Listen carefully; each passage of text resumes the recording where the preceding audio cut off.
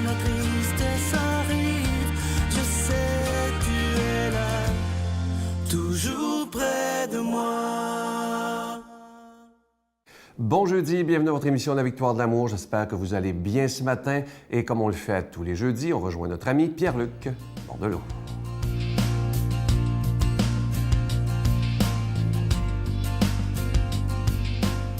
Bon matin de Dieu à vous. Très heureux de vous retrouver ce matin avec notre chronique Donneur de sens. Et j'ai ajouté quelque chose à ma chronique, à la suggestion d'une personne qui m'a dit « Ça serait intéressant que tes donneurs de sens, ça peut être aussi des donneurs de sens connus, des personnalités connues qui parlent de leur foi à travers leur art, à travers leur métier, à travers leur sport même aussi. Alors, des personnalités connues qui font en sorte là, de parler de leur foi. Il n'y en a pas beaucoup quand même, il faut les saisir pratiquement, mais il y en a plus qu'on le pense.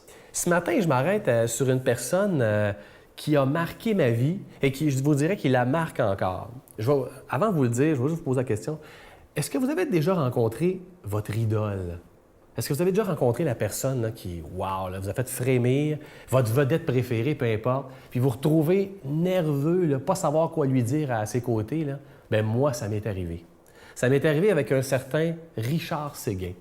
Oui, Richard Séguin, le chanteur, l'auteur, l'interprète, le parolier, qui a aujourd'hui 65 ans, qui vient de Pointe-aux-Trembles, dans le coin ici de Montréal, mais qui est installé aussi à Saint-Venant-de-Paquette, plus en Estrie, avec son Sentier de la poésie. Là, vous irez voir ça.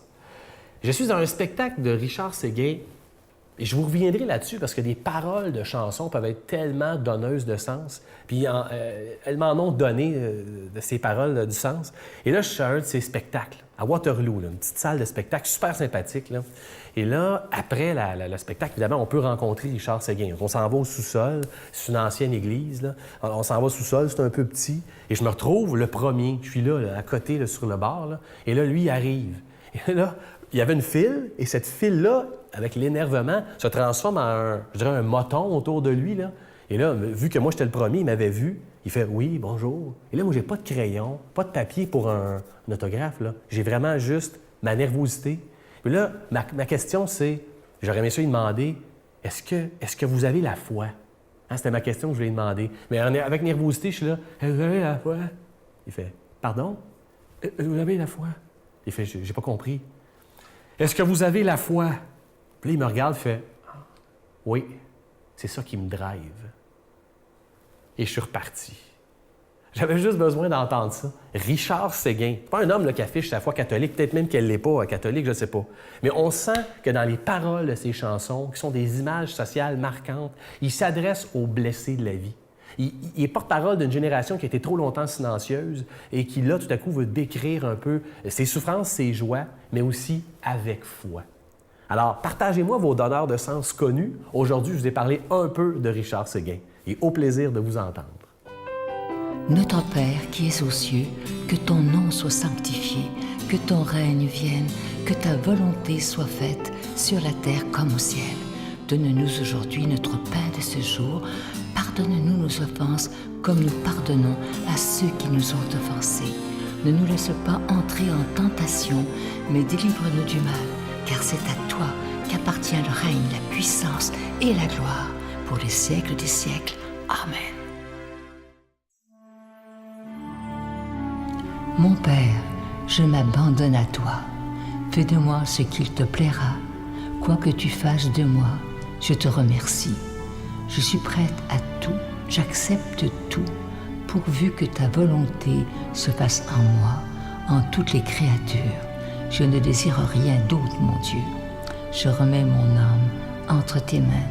Je te la donne, mon Dieu, avec tout l'amour de mon cœur, parce que je t'aime, et que ce m'est un besoin d'amour de me donner, de me remettre entre tes mains, sans mesure, avec une infinie confiance, car tu es mon Père.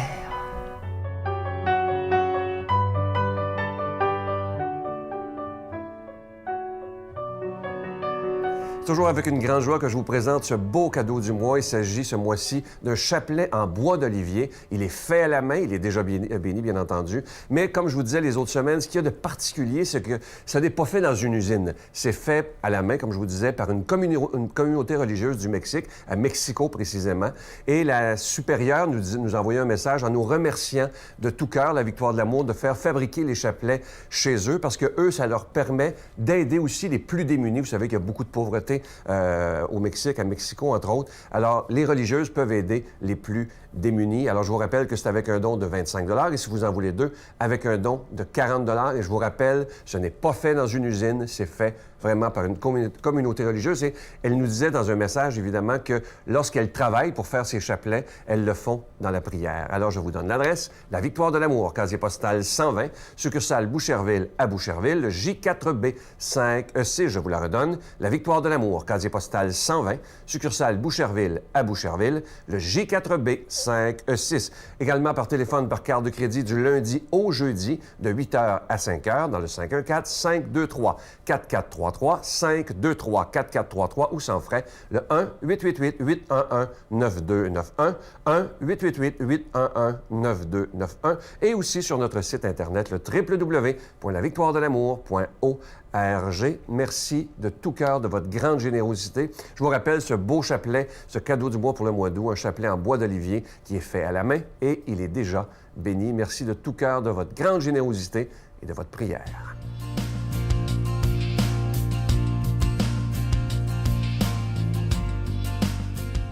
Mon Dieu, donnez-moi la sérénité d'accepter les choses que je ne peux changer, le courage de changer les choses que je peux et la sagesse d'en connaître la différence. Amen. Aujourd'hui, la parole de Dieu est proclamée par quelqu'un qu'on apprécie beaucoup pour sa grande profondeur, l'abbé Éloi Giard.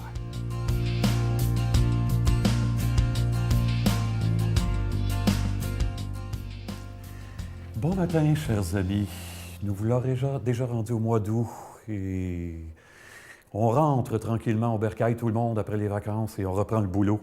Et j'espère que ce temps a été bon pour vous. J'espère que ça vous a permis de vous refaire, de vous reconstruire.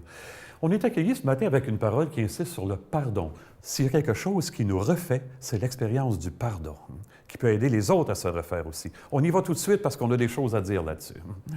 Pierre s'approcha de Jésus pour lui demander « Seigneur, lorsque mon frère commettra des fautes contre moi, combien de fois dois-je lui pardonner?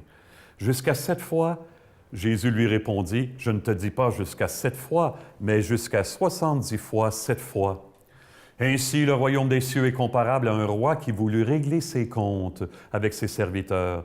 Il commençait quand on lui amena quelqu'un qui lui devait 10 000 talents. Comme cet homme n'avait pas de quoi rembourser, le maître ordonna de le vendre avec sa femme, ses enfants et tous ses biens, en remboursement de sa dette. Alors, tombant à ses pieds, le serviteur demeurait prosterné et disait « Prends patience envers moi et je te rembourserai tout. » Saisi de compassion, le maître de ce serviteur le laissa partir et lui remit sa dette. Mais, en sortant, ce serviteur trouva un de ses compagnons qui lui devait 100 pièces d'argent.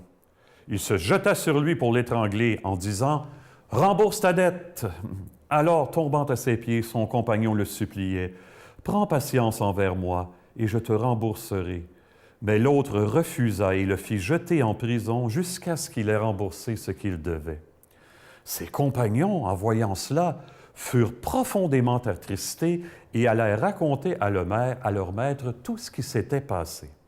Alors celui-ci le fit appeler et lui dit « Serviteur mauvais, je t'avais remis toute cette dette parce que tu m'avais supplié. Ne devais-tu pas, à ton tour, avoir pitié de ton compagnon, comme moi-même j'avais eu pitié de toi? » Dans sa colère, son maître le livra au bourreau jusqu'à ce qu'il eût remboursé tout ce qu'il devait. C'est ainsi que mon Père du ciel vous traitera si chacun de vous ne pardonne pas à son frère du fond du cœur. Il y a un prêtre américain qui s'appelait Gregory Boyle. Je ne suis pas sûr s'il n'est pas décédé maintenant. Il a travaillé toute sa vie dans les milieux très défavorisés à Los Angeles. Pas facile, ça. Hein? Et quand il s'approchait des gens pour leur parler du Christ, il y avait toujours un peu la même formule. Il disait, « Voici celui qui est incapable de détourner les yeux de toi. » Il t'aime trop pour ça. Il est toujours capable de te refaire, quelle que soit ton expérience de vie.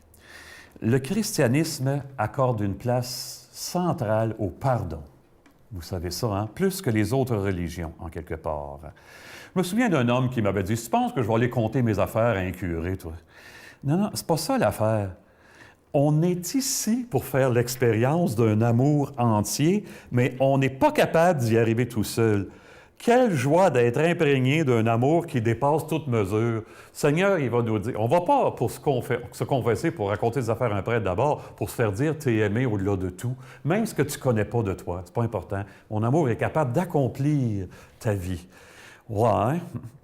Il y a un peintre japonais qui vivait au 17e siècle qui s'appelait Hokusai. Je ne sais pas si vous connaissez. Hokusai. Il est considéré comme un des plus grands dessinateurs de tous les temps. Et il avait fait sur un beau vase une belle peinture du mont Fujiyama. Et quelqu'un avait échappé le vase, figurez-vous donc.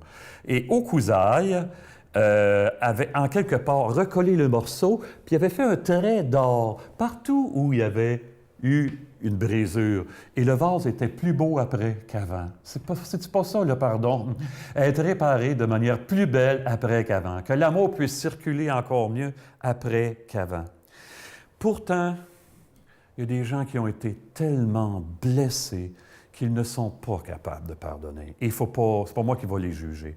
Vous savez, à Auschwitz, ce camp tristement célèbre de la mort, Auschwitz, sur un monument, il est écrit ceci: ne couvrez pas leurs crimes.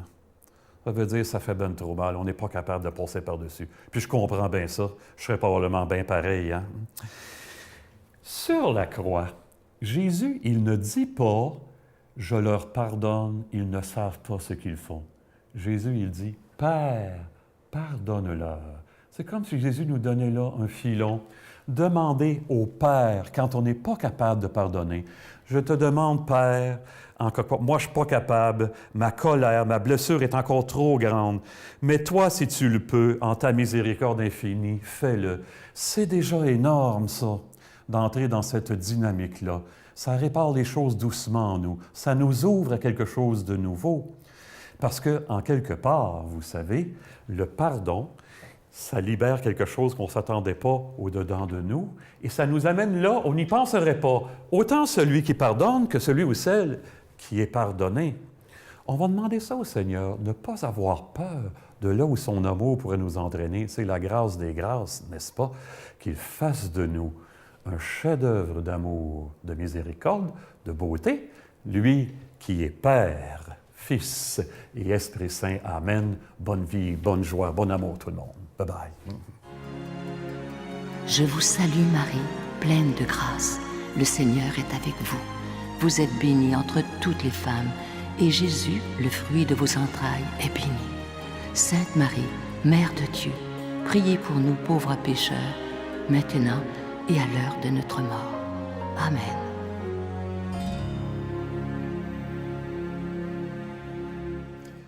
Je vous laisse avec une belle pensée qui est sur la prière avant de prier. Écoutez bien, c'est un conseil qui nous est donné, c'est de toute beauté et c'est vrai. Écoutez bien. Avant de prier, assure-toi d'avoir pardonné à tous ceux qui t'ont fait du mal. Et ensuite, laisse le Seigneur guérir les blessures de ton cœur. Ça va avec le Notre Père, hein? Pardonne-nous nos offenses comme nous pardonnons à ceux qui nous ont offensés.